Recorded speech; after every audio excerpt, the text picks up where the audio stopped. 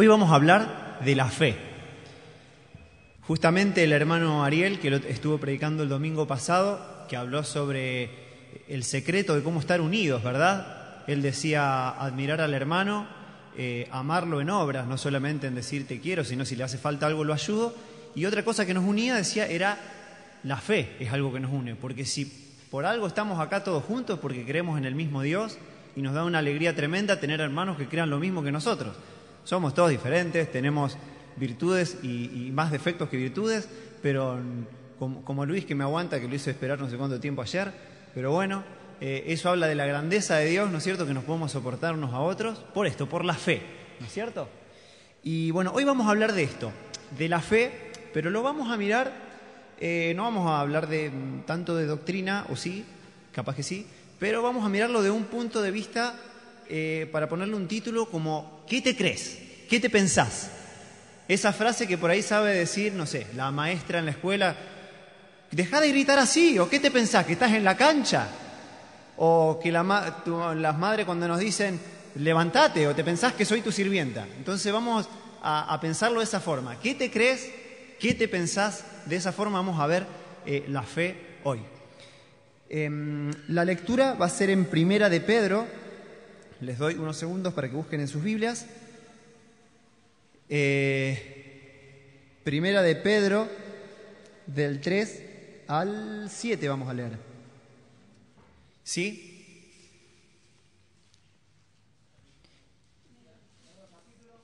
Capítulo 1, perdón. Capítulo 1, del 3 al 7. Y dice la palabra de Dios así. Dice, bendito el Dios y Padre de nuestro Señor Jesucristo, que según su grande misericordia nos hizo renacer para una esperanza viva, por la resurrección de Jesucristo de los muertos, para una herencia incorruptible, incontaminada e inmarcesible, reservada en los cielos para vosotros, que sois guardados por el poder de Dios mediante la fe, para alcanzar la salvación que está preparada para ser manifestada en los últimos tiempos, en tiempo postrero, dice, en la cual vosotros os alegráis, aunque ahora, por un poco de tiempo, si es necesario, tengáis que ser afligidos en diversas pruebas, para que sometida a prueba vuestra fe, mucho más preciosa que el oro, que aunque perecedero se prueba con fuego, sea hallada en alabanza, gloria y honra cuando sea manifestado Jesucristo. ¿Sí? La fe dice que es mucho más valiosa que el oro es perecedero.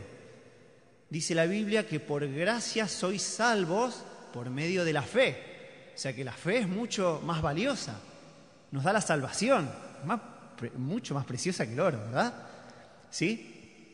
Y bueno, y decía Jesús que si nosotros creemos en Él, Él nos va a resucitar en el día postrero. Esta es nuestra esperanza, porque la salvación va a ser manifestada, o sea, todavía no somos salvos desde ahora, pero tenemos la esperanza de llegar a la vida eterna. Todavía no se ha manifestado el reino de Dios, ¿sí?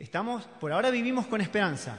Va a ser manifestada en el día que el Señor Jesucristo venga a buscarnos, ¿sí? Y ahí vamos a revivir, a vivir por la eternidad, ¿sí? Ahí va a ser manifestada. Ahora estamos en la esperanza más grande que tenemos. Es lo que más nos alegra, saber que vamos a vivir después de esta vida algo que no te puede dar el mundo.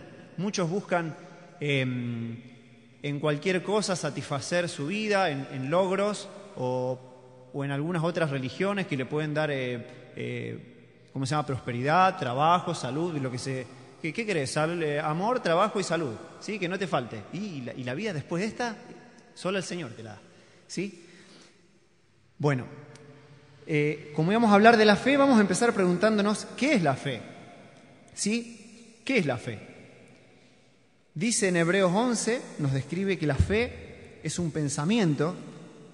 Dice, es pues la fe la certeza de lo que se espera y la convicción de lo que no se ve.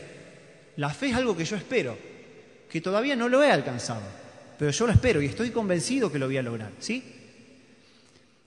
Pero si ustedes siguen leyendo, la Biblia nos relata una serie de hechos que muchos, por la fe, hicieron muchas cosas. O sea que la fe no es solo un pensamiento, no es solo eso la fe.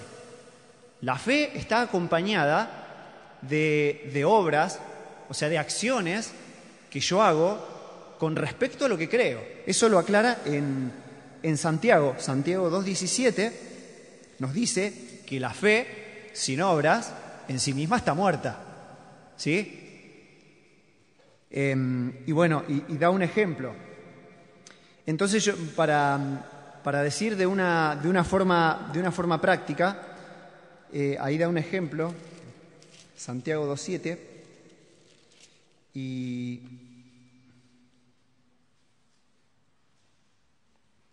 Santiago 2:17, perdón.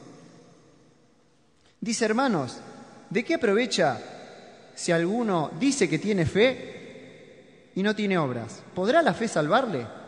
Dice: si un hermano o una hermana están desnudos, tienen necesidad de ropa y de mantenimiento de cada día, de la comida, y alguno de vosotros le dice: vayan en paz, caliéntense, sáciense, pero no le das las cosas que son necesarias para el cuerpo, ¿de qué sirve? Yo creo en Dios, que Dios es bueno, que Dios me enseña que Dios es generoso, y yo lo creo, pero si no hago lo que tengo que hacer, que es darle al hermano, no sé si tengo fe. Es más, dice: ¿podrá la fe salvarle? ¿Vieron que cuando Jesús sanaba a la gente, Jesús tenía misericordia de la gente y sanaba? Pero no lo hacía en todos los casos. En muchos casos les preguntaba: ¿qué quieres? Que reciba la vista. Y el Señor lo sanaba, pero le decía: tu fe te ha salvado. Pero no le decía eso a todos. Alguna gente se las traían y los sanaba porque Él era misericordioso. Pero después ellos tenían que arrepentirse. Pero algunos, ¿por qué les dice: tu fe te ha salvado? Cuando lo sana. Porque Jesucristo no había muerto todavía. Y si ellos realmente tenían fe de que iban a ser sanados, cuando Jesucristo muera, también iban a tener fe para creer en Él. ¿Entienden? Entonces, a veces si uno dice que cree en Dios y no cumple con ciertos mandamientos de Dios y no actúa como si creyera, ¿podrá esa fe salvarle? Ojo, es muy profundo lo que dice ahí. ¿Podrá esa fe salvarle? Bueno, eso es la fe, funciona de esta forma, ¿sí? Lo que yo creo, actúo de acuerdo a lo que creo. Así funciona la fe. ¿No es cierto? Por eso, cuando la maestra le dice: ¿por qué gritas así? ¿Acaso pensás que estás en la cancha? ¿Crees que estás en la cancha, que actúas de esa forma? ¿Entienden? Uno actúa de acuerdo a lo que cree, ¿sí? Así se pone en evidencia la fe. Bueno, ahora yo me pregunto, ¿por qué Dios busca fe? ¿Por qué Dios quiere que creamos? Sencillamente. ¿Nunca se preguntaron por qué Dios busca fe? Vieron que en el Antiguo Testamento habla mucho de los que confían en Jehová, en los Salmos, y bueno, y también en otros libros, los que confían en el Señor. ¿Sí? Tiene que ver con esto. La fe en Dios es confianza en Él, y Dios quiere que confíen en Él. Usted sabe que la falta de confianza en alguien ofende. Lo veo a Leo que juega a la pelota y se me ocurre un ejemplo que cuando jugamos a la pelota y vos te mostrás abierto para que te den un pase y no te la dan por las dudas que te equivoques, la quieren hacer solo. Y vos te enojás porque no confiaron en vos. Ofende la falta de confianza. ¿O no ofende? Entonces Dios quiere que confíen, porque la confianza hacia alguien es honra. ¿Sí? Otro ejemplo, en los trabajos, por ejemplo. Cuando ven a alguien que se desempeña, que se preocupa por su trabajo, se le confía cosas mayores. Dios mismo dice: si en lo poco me eres fiel, sobre mucho te pondré. Y eso honra al que se le confía, ¿sí? Al que se le confía honra. Y al que le dicen: no, deja, esto lo voy a dejar que lo haga aquel. No confío en vos. Y uno lo sabe, y uno se ofende. Uy, no confío en mí. ¿Sí? La confianza es honra, la falta de confianza ofende. Por eso Dios busca fe, quiere que confíen sencillamente. Y Él es honrado cuando uno confía en Él. Dios dice, en Números 17:23, dicen que Dios no es hombre para que mienta. Entonces, si Él te está diciendo algo en su palabra, hay que creerlo. Porque la falta de confianza en Dios, es hacerlo mentiroso a Dios. Es decirle a Dios no. ¿Se acuerdan? Me acuerdo que Germán hablaba de esto. Hablaba de la confianza en una predicación que tuvo el año pasado. Y decía, ¿y si Dios falla? Es una falta de respeto a Dios no confiar en Dios. Una falta total de respeto. Una deshonra total a Dios. Por eso Dios busca fe, busca honra. Otro motivo por el que Dios busca fe es porque es suficiente. Vieron que muchos dicen, no, yo si no veo no creo. ¿Ah, sí? Si no veo no creo. Dios dice en muchas partes que al hombre no le hace falta ver para creer. Aunque el hombre viera milagros, lo vea Dios, es capaz de darle vuelta a la cara si no quiere obedecerle y no le va a obedecer igual. El que va a obedecer, con la fe le basta. En Éxodo 3 y 4 relata cuando a Moisés se le aparece Dios en la zarza y Dios le dice, bueno, yo te elegí para que vayas a librar al pueblo que está en Egipto. Y Dios le empieza a decir instrucciones y Moisés empieza, bueno Señor, ¿y qué le voy a decir? Y yo les digo eso, ¿y qué hago cuando les diga eso? Y bueno, y vas a hacer señales. Pero me van a decir tal cosa. Yo voy a estar con vos. Pero Señor, mirá que yo soy tartamudo. Moisés, yo hice al tartamudo y al sordo y al ciego y al que puede hablar bien, los hice yo. Ay, Señor, por favor, te pido que envíes por el que tiene que ir. Y se enoja Dios, se enoja, lo tenía enfrente. ¿Y se necesita ver a Dios para creer? No tenía ganas de obedecer Moisés, por más que haya tenido un encuentro a caras, que pocos lo han tenido con Dios. No se necesita verlo a Dios. La fe es suficiente. ¿Quieren más ejemplos? El pueblo de Dios, cuando ya Moisés le obedeció a Dios al final, duro, pero fue, y Moisés dirige al pueblo a salir de Egipto, Dios saca al pueblo con un tremendo milagro. Dios a propósito les dije, enciérrense entre el mar, acampen al lado del mar y esperen que venga el ejército. Porque no es que el ejército lo salió persiguiendo así nomás, dice, esperen que venga. Cuando esté cerquita, ahí, quédense ahí cuando estén acorralados, ahí empiecen a cruzar el río. ¿Sí? Entonces y el pueblo le decía a Moisés, Moisés, ¿no te dijimos que preferíamos quedarnos en Egipto antes que morir acá? En Egipto había sepulcros, preferíamos servirlos a ellos antes que morir acá en el desierto.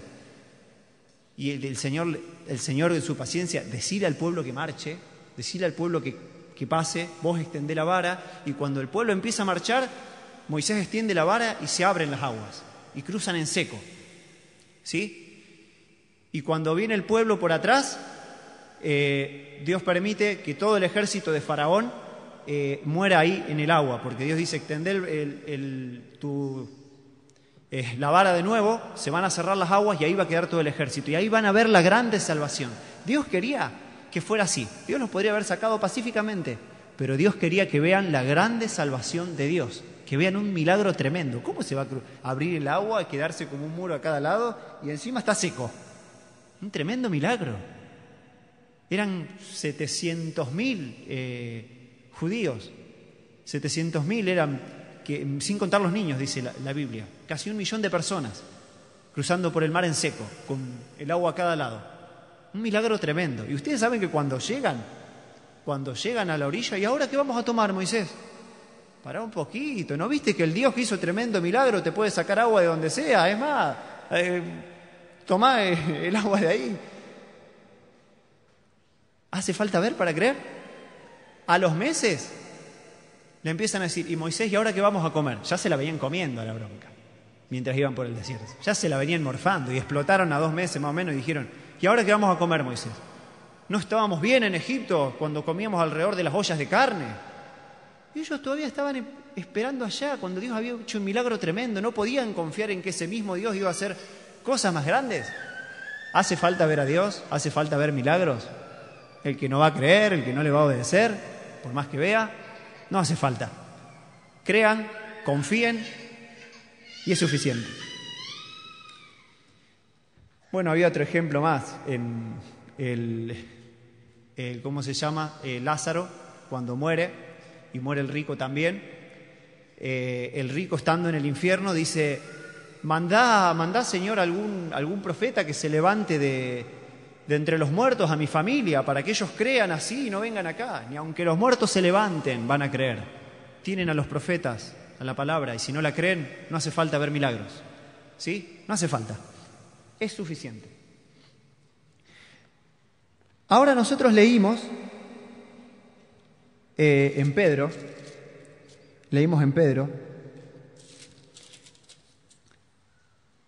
dice, hablando de la esperanza, en lo cual os alegráis. Dice: y ahora, aunque por un poco de tiempo, si es necesario, tengáis que ser afligidos por diferentes pruebas, para que, sometida a prueba vuestra fe, mucho más preciosa que el oro, el cual, aunque perecedero, se prueba con fuego, sea hallada en alabanza, gloria y honra cuando sea manifestada Jesucristo. Estamos en la dulce espera de que sea manifestada la salvación. Pero dice: pero ahora, por un poco de tiempo, si es necesario, van a ser afligidos por diferentes pruebas, para que, sometida a prueba vuestra fe, sea encontrada en gloria, en alabanza y en honra. Y yo digo: ¿por qué? ¿Por qué prueba Dios la fe?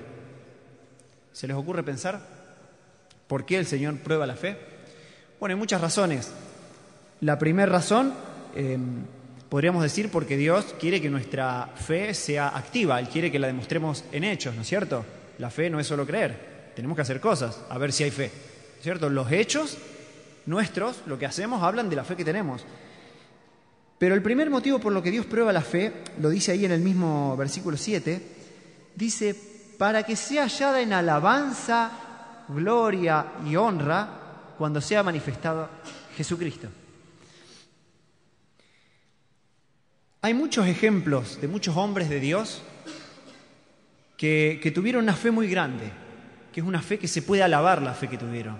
Es una fe grandiosa, muy honrada.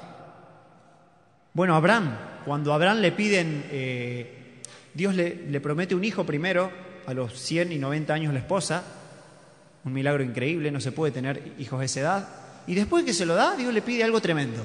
Y él le dice: ahora ofrécemelo en sacrificio. Y ustedes saben que va Abraham y dice: bueno, si vos me lo pedís, Señor, yo te creo, ya te creí antes y me lo cumpliste. Y va, y cuando está por matar al hijo en el altar, el Señor le dice: para, ahí tenés un cabrito, sacrificame eso, ya sé que me vas a obedecer. El Señor no quería que haga tremenda cosa, no es lo que nos pide el Señor, pero el Señor quería ver si le obedecía. Es más, esa fe le contó como justicia, le dice, porque haber creído eso significaba que podía creer en Jesús si hubiese estado en su tiempo, por ejemplo. Le fue contada para salvación la fe de Abraham. ¿Sí? Y bueno, hay muchos ejemplos. El ejemplo de José, cuando huyó de la mujer que quería tener relaciones con él, una fe grandísima, después de todo lo que le había pasado, después de todo lo que había sufrido. Hay muchos que cuando le va mal, se va, sí, me voy a mandar un pecadito, dice, ya que me fue mal, ya que estoy todo mal, que esté todo mal, dice. No, pero a José lo habían vendido los hermanos y sin embargo él seguía fiel al Señor, huyó. Job decía, miren la fe de Job, él decía: hice pacto con mis ojos, decía Job. Dice: ¿cómo habría yo de mirar a una virgen? Él era casado. Miren que hay muchos que son fieles, están casados, pero si pueden mirar, miran. No puedo hacer nada, pero ojos tengo, dicen. Total, ¿quién me ve? Dios te ve. Y Job decía: si no, ¿qué recompensa me va a dar Dios? Él era íntegro. Job era íntegro, no solo por lo que hacía, por dentro también, ni en los pensamientos tenía maldad. Y así muchos, bueno, lo que pasó Job, cuando alguno tenga un problema, qué mejor que pensar en la grande aflicción que tuvo Job, no se compara, ¿verdad? Y bueno, hay muchísimos ejemplos que podemos encontrar de que Dios quiere que nuestra fe sea encontrada en alabanza y gloria. Sea una fe grande, que alabe el nombre de Dios esa fe. Segundo, el Señor quiere estimularlos a las buenas obras, ¿sí? Dice en Efesios 2:10, el segundo motivo por lo cual Dios prueba la fe, que somos hechura suya. Efesios 2:10 dice, porque somos hechura suya, creados en Cristo Jesús, para buenas obras, las cuales Dios preparó de antemano para que anduviésemos en ellas. Entonces Dios quiere que hagamos lo justo, lo correcto, ¿sí? La fe va a demostrar eso, que andamos en las buenas obras que Dios quiere que hagamos. Y bueno, y en tercer lugar, muchas veces Dios prueba la fe y muchas veces nos pone en situaciones difíciles para que salte lo que hay, porque a veces no hay fe, a veces no creemos y muchas veces estamos en nuestras fuerzas ahí tratando, haciendo fuerza para seguir a Dios, y el Señor te aprieta, y tantos problemas me van a venir hasta que salte lo que hay, no hay fe. Yo creo que en su misericordia muchas veces Dios nos ayuda, ¿sí? Y cuando nos pide algo, cuando quiere que creamos, Dios no nos pide, no es una fe ciega que el Señor quiere que nos tiremos al vacío. El Señor nos da muchas pruebas, ¿no es cierto? Podemos ver la creación y si creemos en Dios que es tan grande, que hizo todo, ¿cómo no podemos creer otras cosas? Dios no nos pide una fe ciega. En su misericordia nos ayuda, nos da otras, nos deja otras puntitas ahí para que podamos confiar en Él, ¿sí? Por eso a veces es sorprendente cuando hermanos dejan la fe por diferentes problemas, de trabajo, de salud, problemas de familia, porque no es que dejan la iglesia, dejan de congregarse, dejan la fe, o en realidad no tenían fe, mejor dicho. Se pone de manifiesto esto, y esto no lo digo para que andemos juzgando a ver a qué hermano, quién tiene fe, quién no tiene fe, sino para que cada uno se autoexamine y sea cuidadoso en esto, si tenemos realmente fe o no en el Señor. En 1 Corintios 15:19, lo que Dios dice ahí, dice que si en esta vida solo esperamos a Cristo, somos los más dignos de misericordia, dice. O sea que si los beneficios que esperamos de Dios son solo para esta vida, porque hay muchos que esperan que solamente el Señor los prospere, muchos esperan que solamente el Señor les dé salud o que les dé trabajo, que esté bien, que no tengan problemas, y ante la primera de cambio, como se dice, el menor problema, se alejan de Dios. Y Dios y el Señor no envió a Jesucristo para que tengamos prosperidad. Sí, nos va a prosperar, el Señor nos va a ayudar en la salud, pero Él quiere darnos vida eterna. La mayor esperanza que tenemos de Él es la vida eterna, ¿sí? Además, ¿no tendrán problema por sufrir un poquito en esta tierra? Dice 2 de Pedro 2:20 al 22.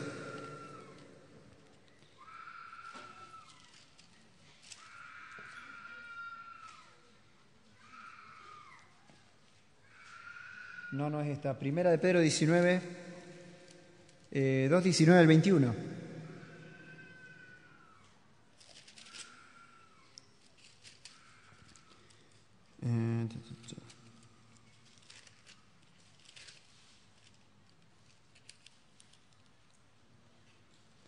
Dice, pero esto merece aprobación si alguno a causa de la conciencia delante de Dios sufre molestias padeciendo injustamente.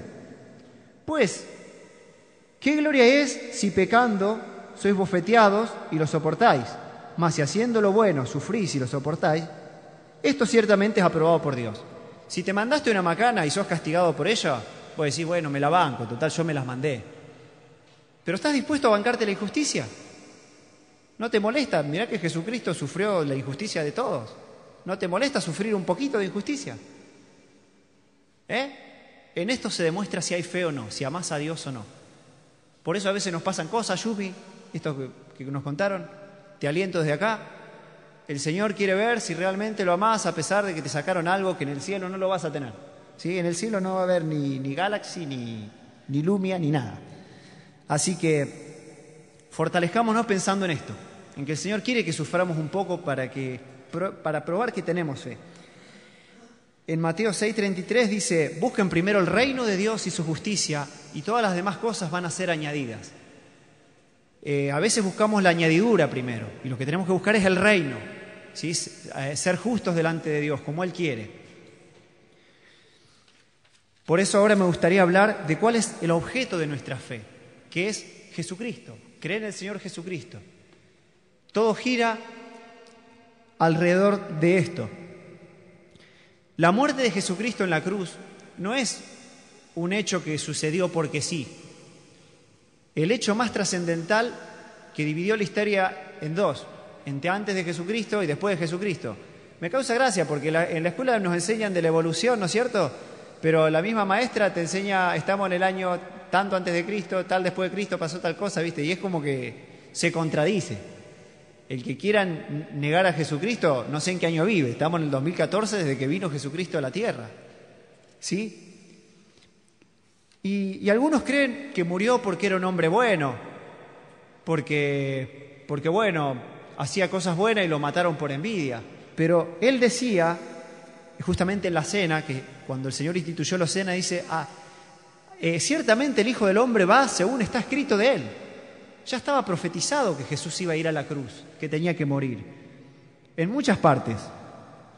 Lo importante es por qué tenía que morir. Porque él decía a Jesús que era necesario que el Hijo del Hombre sea crucificado y resucite el tercer día. ¿Por qué era necesario que suceda esto? Para que lo entendamos mejor. ¿Se preguntaron para qué estamos acá en la tierra? ¿Cuál es el motivo de nuestra existencia? ¿Saben quién hacía mucho esta pregunta? Un periodista muy conocido de Radio 2, que ahora se fue a Buenos Aires, que se llama Luis Novarecio. Él que se decía ser ateo, agnóstico, qué sé yo. Él a todos los que entrevistaba le decía, bueno, se terminaba la entrevista, fulano, ¿cuál es el sentido de la vida? ¿O para qué estamos, para qué vivimos? A todos se lo preguntaba. Es como que él tenía una duda y quería ver si alguien le decía algo que, ¿no es cierto?, que le cierre. Y todos le decían, para ser una mejor persona, para ser feliz, y cuántas cosas. Pero lo cierto es que dice la Biblia de tapa a tapa, dice que fuimos creados para Él, para su grandeza, para engrandecer su nombre. Lo cantamos hoy en la primera canción. ¿Sí? La única razón de oración eres tú. Dice en Colosenses 1:16,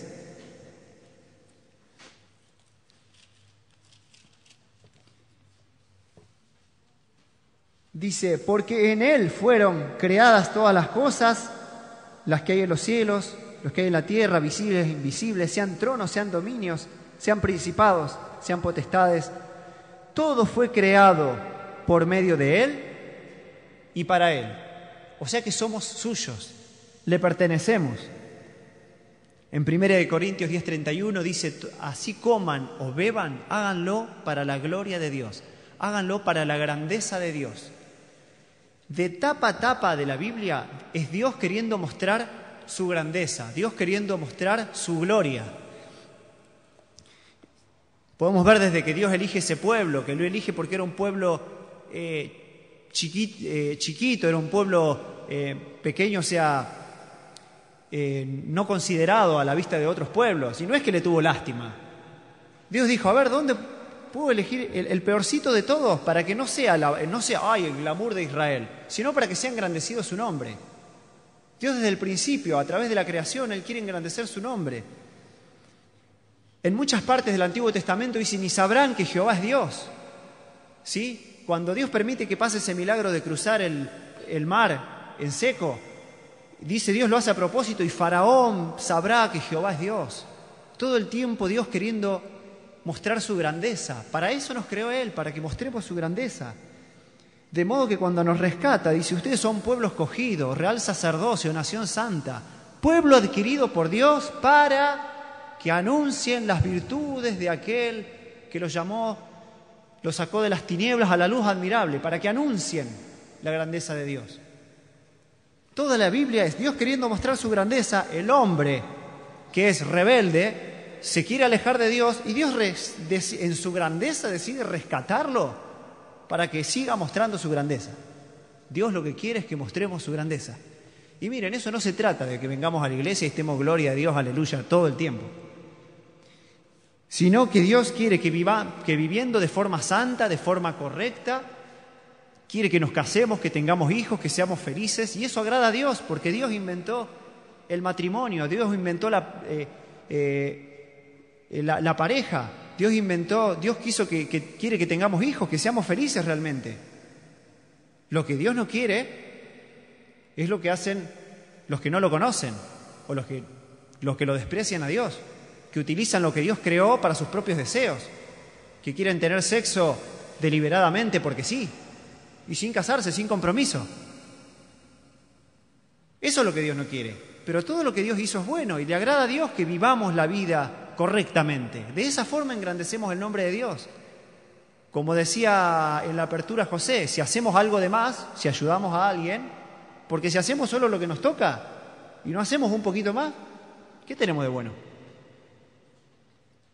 Así se engrandece el nombre de Dios. Y yo a veces pienso en los mandamientos. Amarás al Señor tu Dios y amarás a tu prójimo como a ti mismo. Si alguna vez tuve dudas de Dios, nada mejor que ver los mandamientos, y los mandamientos de Dios no son cosa loca. Dios quiere que seamos justos, que seamos buenos. Así engrandecemos el nombre de Dios, porque cuando otros vean que somos correctos, ¿por qué sos así? Porque mi Dios me enseña que sea así. ¡Qué grande es tu Dios!, van a decir. ¿Se entienden cómo quiere Dios que engrandezcamos su nombre?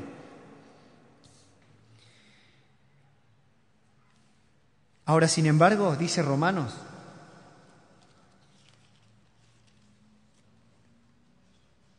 dice, no hay justo, ni aún uno. No hay quien entienda, no hay quien busque a Dios. ¿Conocen a alguien que busca a Dios? Y yo si busqué a Dios es porque Él me buscó primero. O sea, yo no busqué a Dios en realidad. Dios me buscó primero. Y si yo lo sigo es porque Él me buscó. Pero ¿quién hay que busque a Dios? ¿Alguno de ustedes buscó a Dios? ¿O Dios fue al encuentro de ustedes primero? Me parece que fue Dios. Entonces no hay quien busque a Dios, como dice la palabra. No hay quien entienda, no hay quien busque a Dios. Dice, todos se desviaron, a una se hicieron inútiles. Porque la utilidad de nuestra vida era que engrandezcamos su nombre haciendo lo justo, lo bueno. Y cada uno va tras sus propios deseos, tras sus propios sueños, tras sus propios proyectos egoístas, que a veces para lograrlos no importa si yo quiero tener una empresa, bueno, les pago en negro a los empleados, no pago la luz, evado impuestos, y ahí está su gran sueño, haciendo maldades. Miren, a ver, ¿alguien tiene una zapatilla parecida a esta? ¿Con un diseño parecido a esta? A ver, ¿quién me dice quién tiene una zapatilla parecida? A ver, allá. Leo, ¿vos tenés una así? ¿Corres maratones vos entonces? ¿No? ¿Corres maratones? No corre. Vos esto yo sé que vos sí. ¿Quién más tiene una zapatilla así? Yo a Ana María le vi unas Nike estratosféricas el jueves. ¿Corre maratones? ¿No? Bueno, yo les cuento igual. Ustedes saben que estas zapatillas tienen un diseño especial, fueron creadas especialmente para corredores de maratones, de carreras de velocidad, y están diseñadas con una suela, con una goma que amortigua los golpes del talón, liviana, tiene una capellada livianita para que no nos sea peso en el pie, porque están diseñadas para eso. Están diseñadas para que el corredor corra al máximo, con máximo rendimiento, y gane la carrera, y entonces estas zapatillas podrán ser premiadas por la utilidad que tuvieron. Ahora, cualquiera se las compra para andar en casa, cómodo, no corre ninguna carrera, está bien, se pueden utilizar para eso, sí, se puede, ¿sí? Pero no van a tener ninguna recompensa estas zapatillas, ¿sí? El creador de la zapatilla no va a recibir ningún reconocimiento porque fueron utilizadas para cualquier cosa menos para lo que tenían que ser utilizadas. Bueno, pues nuestra vida es igual. Dios nos creó para que engrandezcamos su nombre. Ahora, podemos hacer de nuestra vida lo que se nos cante, si queremos, pero no vamos a recibir el premio. No lo vamos a recibir si hacemos lo que se nos canta. Fuimos creados para que sea engrandecido el nombre de Dios, haciendo cosas buenas. Nada difícil, che. Ahí viene el por qué Jesucristo muere en la cruz? Porque dice la Biblia que la paga del pecado es la muerte. Dios no soporta el pecado. A veces nosotros nos quejamos, teniendo errores, nos quejamos de los políticos. ¿Por qué no hacen las cosas bien? ¿Por qué nos quejamos de mi hermano? ¿Por qué es molesto? Nos quejamos de todo, nos indignamos de otras personas, de los errores de los otros, teniendo errores nosotros también. Pero ¿se imaginan a Dios que es perfecto, puro y santo, que no tiene defectos y nos ve a nosotros con toda nuestra maldad? ¿No se indignará Dios un poquito más que nosotros todavía? Bueno, pero por eso es que Dios no soporta el pecado, porque Él es perfecto. Y Dios tiene leyes. Y Él dice, la paga del pecado es la muerte. La maldad merece castigo. Dios es justo. No es como nosotros que la dejamos pasar y bueno, lo metemos en cana al choro y es muy molesto en la cárcel, lo sacamos. No, Dios es justo de verdad. Y es justo que el que hace algo malo reciba castigo. Pero Dios, en su misericordia, quiere mostrar su grandeza. Dios dice, no voy a ser solamente severo. Yo soy justo, pero también soy misericordioso. Entonces, cuando Dios decide rescatar al hombre, lo hace porque Él es grande.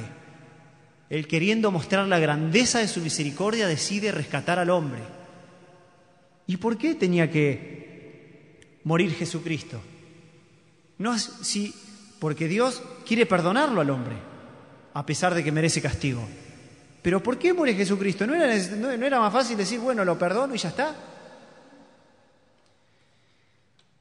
Si Él dice que la paga del pecado es la muerte, y Dios lo quiere perdonar, y Dios lo perdona así nomás, entonces Dios es mentiroso. ¿La paga del pecado es muerte o no? ¿Tiene que ser castigado o no tiene que ser castigado? Entonces Dios, para mostrar que Él es verdadero, que Él dice la verdad y que es justo, Él manda a su Hijo para que sea hecha justicia de Él, para que nosotros no suframos el castigo que merecíamos. Lo sufrió Jesucristo el castigo. Entonces Él muestra que es verdad, que la maldad merece castigo, pero Dios, en vez de castigarnos a nosotros, castigó a su Hijo, mostrando que Él es justo, que Él castiga la maldad, que es verdad que la castiga, ¿sí? Y que es misericordioso, demuestra, porque en vez de castigarlo al que tenía que castigar, castigó a su Hijo. Entonces no es que Jesucristo murió porque lo mataron. Según está escrito de Él, ya estaba profetizado que Jesús iba a hacer eso, para la grandeza de Dios. Entonces, cuando pensamos en eso, ¿no te das cuenta que el que debía sufrir el castigo eras vos? ¿No te das cuenta que el que tenía errores sos vos? ¿O no tenemos pecado? Dice la Biblia que pecado tenemos todos. Entonces no podemos quedarnos ante el tremendo hecho de la cruz, a mí no me toca. Ustedes saben que Dios no es que murió por todos, Dios murió por muchos, dice por los que creen en Él. Y los que creen se va a notar, porque si yo creo que Jesús pagó por mis pecados, lo que me queda es arrepentirme, reconocer que tengo pecados y no hacerlos más, convertirme a Él, empezar a seguirlo y no pecar más. De modo que si yo, Jesús murió por mí y yo no hago nada, estoy despreciando la salvación y estoy condenado. Dice en Juan 3:16, vamos a ir a Juan. Dice, porque de tal manera amó Dios al mundo que ha dado a su Hijo unigénito, para que todo aquel que en Él cree no se pierda, mas tenga vida eterna. Es una condición, el que cree solamente se va a salvar. Y se va a notar si cree, porque se va a arrepentir y va a empezar a seguir a Dios. Dice, el que cree no es condenado, pero el que no cree ya ha sido condenado, porque no ha creído en el unigénito Hijo de Dios. El que no creyó, el que dice, todo muy bien, muy linda historia, pero la verdad que yo no la creo esa historia, yo creo en otra cosa. Estás tratando de mentiroso a Dios. Bueno, encima que estabas condenado por tus pecados, Dios te ofrece la salvación. Ya si la rechazás, mira, no hay nada más que se pueda hacer. Estás condenado si no crees. ¿Pero por qué si no creo? Dios dice que las cosas invisibles de Él, su eterno poder y deidad, se hacen claramente visibles a través de la creación, de modo haciéndose entendida por las cosas hechas, la grandeza de Dios. De modo que nadie tiene excusa. Nadie tiene excusa para no creer. Ay, no, yo creo en el Big Bang, me han dicho. El Big Bang, que explotó todo. Ustedes saben que, primero, que es una teoría, ¿no es cierto? O sea, una suposición. Y si puede llegar a ser cierta, ¿eh? Pero ustedes se imaginan cuando en Génesis al principio dice, y creó Dios, en el principio creó Dios los cielos y la tierra, de la nada. ¿Cómo pudo haber sido? ¡Pum! Apareció de la nada. Habrá sido un Big Bang a lo mejor. O sea que eso le da la razón a Dios igual. Entonces nadie tiene excusa para decir que no cree en Dios. Ustedes saben que más adelante dice, el que cree no es condenado, pero el que no cree ya ha sido condenado porque no ha creído en el nombre del unigénito Hijo de Dios. Y acá te explica un poquito, en el versículo siguiente, por qué es que decís no creer. Porque el que dice no creo, en realidad es una excusa, no quiere creer. Dice, y esta es la condenación, esta es la sentencia, que la luz vino al mundo, Dios vino a mostrarte lo bueno y lo malo, pero los hombres amaron más las tinieblas que la luz, porque sus obras eran malas. No te engañes, no es que no crees, amás más las tinieblas que la luz, porque tus obras son malas. La fe termina mostrando a quién amás, o amás a Dios, o amás tus pecados y a vos mismo. Entonces, no es que no crees, no querés creer. Los que dicen ser ateos, gnósticos, es una mentirita creada para no obedecer a Dios. Yo tenía un amigo que era un hombre grande, cuando yo era chico él era vendedor, y él decía que él te podía enseñar, y nosotros teníamos un proyecto de vender, no sé, pavadas. Y él decía, bueno, vengan, que yo le voy a enseñar a vender, porque él era muy chamullero. Y él se sentaba en la mesa y nos decía, mira, acá la cosa es el chamullo, vos tenés que chamullar. Yo te agarro esta jarra, voy casa por casa, te digo que esta jarra tiene pico, que tiene filtro para los hielos, que tiene tapa. Todas la tienen, pero yo les digo eso, entonces se piensa que esta es la mejor jarra. El chamullero decía. A mí la única que vos me podés decir para que yo no te venda es que no tenés plata. Si vos decís que no tenés plata, yo te puedo chamullar, pero si no tenés plata no te puedo sacar lo que quiero. Entonces, vos decís no tengo plata, no pierdo tiempo, sigo de largo con el mismo chamullo. Así tenés que laburar, me dice. ¿Y ustedes saben que el que dice soy gnóstico, ateo, vieron que a cuántos hay que cuando le quieren vender algo y como no quiere comprar ante el insistente vendedor, le dicen, che, no tengo plata. Está re buena, che, pero no tengo un peso. Para que siga de largo, ¿no? Mentira que no tiene un peso. Tiene una billetera gordita, pero no quiere comprar. No quiere que le insistan. Entonces los ateos, los gnósticos, todo eso, no tengo plata, no puedo comprar a Dios porque no tengo plata, che. Dios no se vende, ¿no? Pero es una mentira. El gnóstico es un invento que no sé quién lo inventó primero y todos se colgaron. Ay, yo soy gnóstico, agnóstico. Pero si se tienen que colgar la cintita después para la suerte, no creían nada vos. Porque el gnóstico encima no es que no cree en Dios, no cree en nada supuestamente. Mentira. No quiere creer. Ama más las tinieblas que la luz. Resulta que la fe termina demostrando que amás. Y sigue diciendo del 19 al 20. No, al 20. Al 21. Porque todo aquel que hace lo malo aborrece la luz y no viene a la luz para que sus obras no sean reprendidas. ¿Vieron que hay gente que no quieren que ni le hablen de Dios? ¿No quieren escuchar pero absolutamente nada? Es porque sabe lo que le van a decir. Le van a decir que está haciendo cosas mal, que se tiene que arrepentir. Y ya lo saben, pero no quieren escuchar eso, no se quieren arrepentir. Ustedes saben que cuando yo era chico, crecí en la iglesia, era chiquitito así, y yo sabía que estaba haciendo cosas malas. Y bueno, ya de más grande, salía con mis amigotes, a los boliches, cualquiera, y yo veía cómo mis amigos se mandaban un montón de macanas, y yo no las podía hacer, porque yo tenía un conocimiento de Dios acá en la cabeza, que no lo amaba ese conocimiento. Yo que amaba más lo otro, lo malo. Pero algo me pisaba la cabeza y yo decía, ¿por qué habré conocido a Dios? Decía yo, porque ahora la conciencia me pesa y no puedo hacer todas las maldades que hacen todos estos, que yo quisiera hacer. ¿Para qué habré conocido a Dios? Y cuando me iba a dormir soñaba así. Yo, a ver, ¿cómo habría sido si no hubiese conocido a Dios? Tenía la conciencia tranquila, me mandaría esta, la otra. Entonces no me las vengan a contar. Yo ya sé que el que no quiere escuchar es porque sabe bien que lo que está haciendo está mal y no se quiere arrepentir. Es terrible. Siendo que en la condenación no va a estar ni siquiera lo que aman. Entonces yo me pregunto, ¿qué piensan? ¿Cómo estamos viviendo? ¿A dónde vamos con la vida que estamos teniendo? Porque lo que hacemos habla de nuestra fe. ¿Estamos amando a Dios? ¿O estamos amando más las tinieblas que la luz? ¿Qué se creen? ¿Qué piensan? ¿Qué vamos a lograr?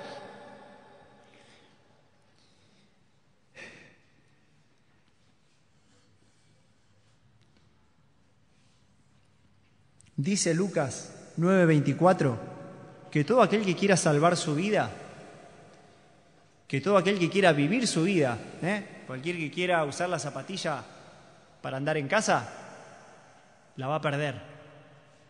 Pero el que pierda su vida, el que gaste la zapatilla corriendo para Dios, ese va a tener el premio, ¿sí? Ese la va a salvar a la vida. Va a tener la salvación que Dios le da. Y cuando dice que nos perdemos, la perdición, la sentencia es no haber creído. Y la condenación en sí, lo que vamos a sufrir es el infierno. Los que no creen van a sufrir el infierno.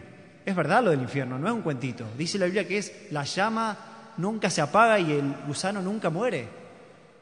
Es algo terrible. No va a existir la muerte en sí ahí. Van a querer morirse algunos para dejar de sufrir, pero el sufrimiento va a ser eterno. Entonces el poquito de diversión, de picardía que podamos haber vivido acá, ¿a dónde lo vamos a llevar? Ni al cielo ni al infierno, se pierde todo. ¿Conviene andar en las tinieblas? ¿Conviene andar amando nuestros pecados, amándonos a nosotros mismos? Yo creo que a veces el secreto del pecado, la esencia del pecado, es amarse a uno mismo, es el egoísmo.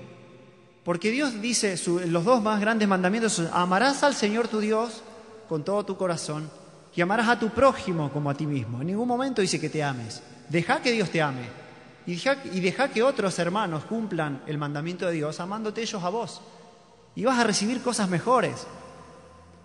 Pero a veces en el egoísmo de uno querer para uno, termina pecando y desviándose de Dios y sufriendo la condenación. Entonces yo me pregunto qué van a hacer, porque ¿qué vamos a hacer? Porque esto es una cuestión de vida o de muerte. Sabiendo estas cosas y despreciando a Dios es casi un suicidio. No arrepentirse y obedecer a Dios. Algunos dicen, yo creo a mi manera. A mí no me hace falta ir a la iglesia para creer en Dios. Mentira. Dios dice, si no puedes amar a los hermanos a quien has visto, ¿cómo vas a amar a Dios a quien no ves? Tu fe de que amás a Dios se va a notar en que amás a los hermanos. Y la única forma es venir a la iglesia, no porque nadie se salva por venir acá a este templo, no se salva nadie por venir acá. Acá nos juntamos como una costumbre porque a ver quién ofrece su casa para ir a hacer la reunión. No, somos muchos, mejor la hacemos en el templo que es más grande. Pero nadie se salva por estar acá adentro. ¿Sí? No te va a salvar ni los católicos, ni los mormones, ni los testigos de Jehová, ni el gauchito Gil, ni la estampita de tal, ni la virgencita, ni la buena onda, ni las buenas vibras. Salvo que temblemos ante la presencia de Dios y nos arrepintamos, no podemos ser salvos. Jesucristo dijo, yo soy el camino, la verdad y la vida. No dijo soy un camino, soy el camino, la verdad porque es de verdad y la vida porque Él te da la vida eterna. Lo que podamos hacer acá, tengamos cuidado de que sean cosas que las vamos a llevar a la eternidad. Entonces yo me pregunto, ¿qué vamos a hacer? ¿Nos vamos a arrepentir o vamos a seguir de esta forma? Dice en Romanos, pero si persistimos en estar duros, pero por tu dureza y por tu corazón no arrepentido, atesorás para ti mismo ira para el día de la ira y de la revelación del justo juicio de Dios. Yo creo que esto no es para despreciar. Dios nos ofrece la salvación. Y es bueno obedecer los mandamientos de Dios. Nos pide cosa buena, no es nada del otro mundo. Empecemos a amar a Dios y a amar a los hermanos. Y dejemos de amarnos a nosotros mismos y nuestros propios pecados. Déjense hinchar con Newell's y Central y River y Boca, que en el cielo no va a haber ninguno de esos cuadros. No sé si algunos jugadores estarán ahí. No vamos a jugar ni a la pelota tampoco. Bueno, no está mal jugar a la pelota. Pero pelearse y matarse por un trapo, por un Dios de trapo de colores, como yo le digo, porque locos se matan por dos colores, que tus dos colores son mejor que los míos y se matan. ¿Y quién les da esos trapos, digo yo? Porque son dioses de trapos de colores. No me la vengan a contar. Es así. Y muchas veces, a veces siendo creyentes, somos de algunos cuadros. A mí, yo era por ahí de algunos. Pero basta. Tanta violencia. No voy a seguir teniendo esas cosas. Bueno, voy a cerrar con un versículo que me encanta mucho, que es muy profundo. Filipenses 2, 5 al 11, que dice algo tremendo.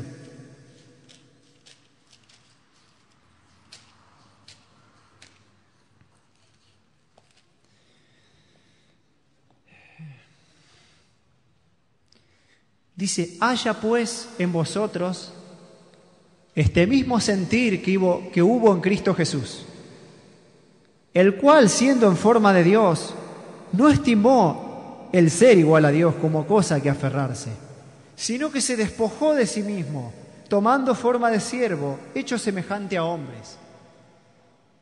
Dios se humilló siendo Dios, se hizo como uno de nosotros. Y nos pide Dios que tengamos ese mismo sentir, que nos humillemos, que dejemos de amarnos a nosotros. Y dice que estando en condición de hombre, se humilló a sí mismo, haciéndose obediente hasta la muerte y muerte de cruz.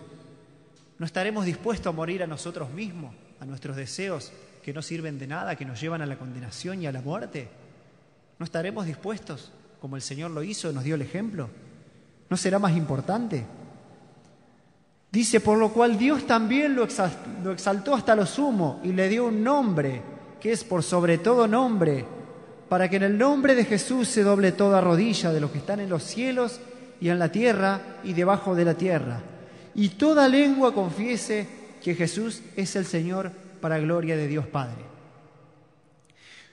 Cuando dice los que están en la tierra, en los cielos, en la tierra y debajo de la tierra, ¿saben a qué se refieren? Porque Jesucristo resucitó, no está muerto, por eso tenemos una esperanza viva. Un día va a venir el Señor. Y los que están en los cielos, o sea, los que hayan muerto creyendo en Dios y están a la espera del día del Señor, los que estén en la tierra, ya estén para condenación o crean en el Señor y estén esperando la salvación, y los que están muertos, pero que no hayan creído, un día todos se van a juntar, van a resucitar y se van a tener que doblar ante el Señor, y se van a tener que inclinar y adorarlo y reconocer lo que Él es Dios. Muchos van a estar perdidos, pero lo van a tener que adorar igual, y no hay vuelta atrás. Pero gloria a Dios por lo que hayamos creído, que solo tenemos tiempo en esta tierra y podemos reconocerlo desde ya. Entonces yo, para terminar, les pregunto, ¿qué se piensan? ¿Qué creen? ¿A dónde vamos con nuestra forma de vivir? ¿Sí? Que pueda haber este mismo sentir que hubo en Cristo Jesús, que se humilló.